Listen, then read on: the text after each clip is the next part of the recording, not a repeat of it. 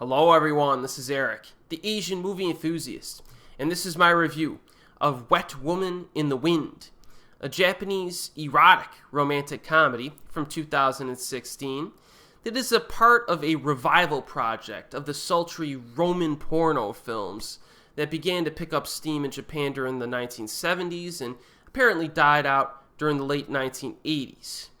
Sion Sono's recent film Anti-Porno is another title that is a part of this revival project. I have not seen that one yet. Now, I'm no expert in this kind of film, but I have seen a handful of titles over the years. Stuff like Flower and Snake from 1974, Wife to be Sacrificed from 1974, Assault Jack the Ripper from 1976, Tattooed Flower Vase from 1976, and a few of the Angel Guts films, to name a few. Overall, I have not been impressed with what I've seen from these films that were produced by Nikatsu back in the day. A few of them are okay, but they're simply not that interesting to watch from my perspective. My biggest problem with these films is that they lack engaging character interaction and have so many sex scenes that they become monotonous after a while. Now, I've read that these Roman porno films had a few specific requirements in their production, like the minimum number of sex scenes and runtime restrictions. Not a bad thing per se, but you've got to give me something else to hold my interest. You know what I mean? Otherwise, it just gets tedious. And while many other Japanese exploitation films that fall outside of this Roman porno subgenre also occasionally fall prey to these same flaws, I would much rather watch something from Hisayasu Sato or Koji Wakamatsu or Takashi Ishii instead. There just seems to be something interesting happening a lot of times in their films that does not happen in a typical Roman porno flick. And actually, Takashi Ishii did kind of a reboot of Flower and Snake in 2004, and I actually found Ishii's version of that film to be more memorable than the original Nikatsu film.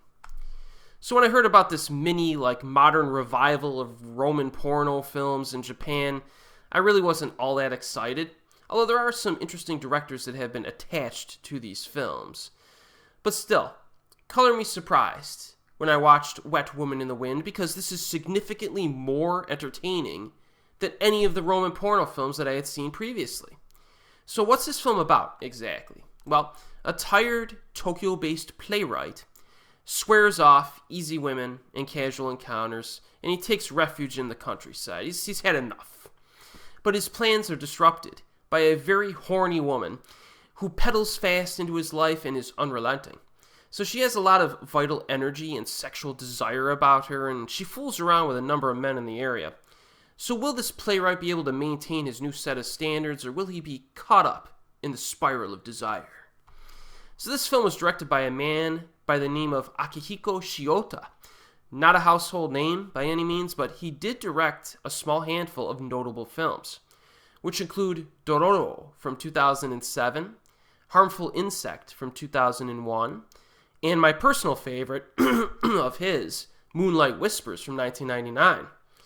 And the reason why Moonlight Whispers is my favorite film from this director is that it is incredibly stifling in its sexual tension. That film revolved around two teenagers who develop a sadomasochistic relationship with one another, with the girl being the dominant force. But that movie was very psychological and fascinating in how it explored that relationship. Now, that film was a very serious affair compared to Wet Woman in the Wind, which is a very light affair, but I had a similar experience while watching Wet Woman in the Wind, because the female lead plays some psychological games with the male characters in this film. This is especially true with our male lead. This guy successfully rejects this girl, her advances at the beginning of the film, but she keeps coming after him. And then when he has a moment of weakness and gives in to her, she starts playing hard to get and fools around with someone else. So, as you can tell, needless to say, this guy gets progressively more desperate as things move along in this film. Now, this, as I mentioned, is far more interesting and fun than I had expected. And the reason for that is the nuanced interaction between the lead characters outside of the bedroom. There's a funny scene very early on, a one-shot sequence of this girl's entrance near the beginning of the film into this guy's life, and it's quite odd, but you could tell this girl's going to be an interesting character right from the start.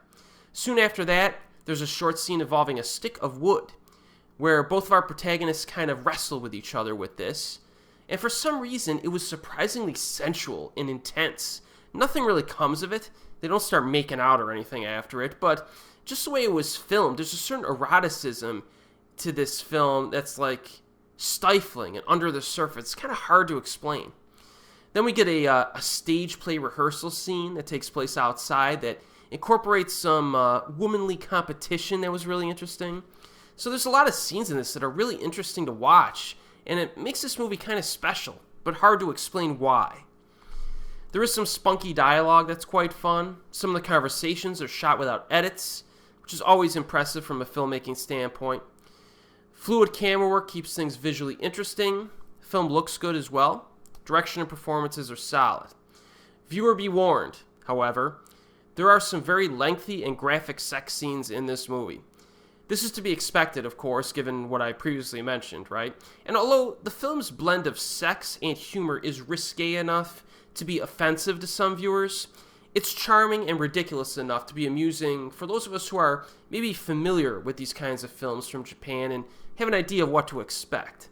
There are a number of legitimately funny moments in this that are very different from something you would see in like a mainstream American film, you know, because America releases, you know, a handful of, juvenile, like, sex romantic comedy films every once in a while, right? With kind of like that frat boy type humor. You'll never see a film like Wet Woman in the Wind released in mainstream theaters in the U.S., especially in wide release, despite it being kind of a sexy romantic comedy. Because the humor and the drama in this is very, like, indie style. You know what I mean? It's nuanced and kind of odd. Not a film for normal people, though. This really isn't. If you're a normal moviegoer, you're probably not going to like this. Again, it's kind of like an erotic art house film that focuses entirely on character interaction and establishing a sultry mood.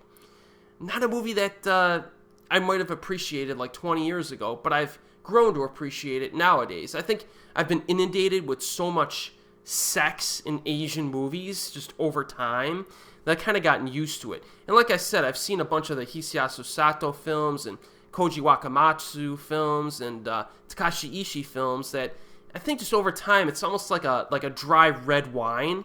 You might not like it at first, but after a while you kind of get a taste for it. And there's certain things, certain positive aspects that stick out to you over time. So Wet Woman in the Wind is one of those movies that will make an impression on you, good or bad, during the opening half hour. So that's the good thing about trying this one out. If you hate the opening half hour, you could just stop and just not bother to watch the rest. If you like the opening half hour, I think you'll have a lot to look out for, look forward to. So if you're in the mood for a sultry, unorthodox romantic comedy, check this one out. It's currently available on Region 3 DVD with subtitles. And as always, we'll see you next time.